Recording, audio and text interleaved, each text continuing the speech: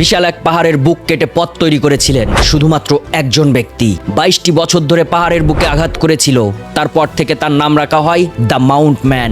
ঘটনাটি ভারতের বিহার রাজ্যে। 1959 সালে দ্য মাউন্ট ম্যানের জীবনসঙ্গী পাহাড়ের পথে আহত হয়। চিকিৎসার জন্য দ্রুত হসপিটালে নেওয়ার দরকার ছিল, কিন্তু পাহাড়ের কারণে নিকটবর্তী হসপিটালে অনেক দীর্ঘ পথ ঘুরে যেতে হতো।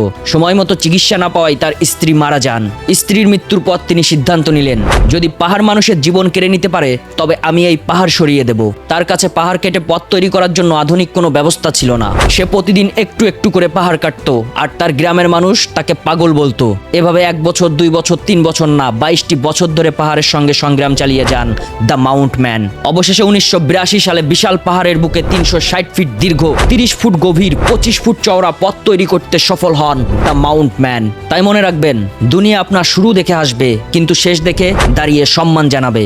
বড় সফলতা একদিনে আসে না, প্রতিদিনের ছোট ছোট আঘাত আপনার সামনে থাকা বড় বাধাটাকে ভেঙে দিতে যথেষ্ট।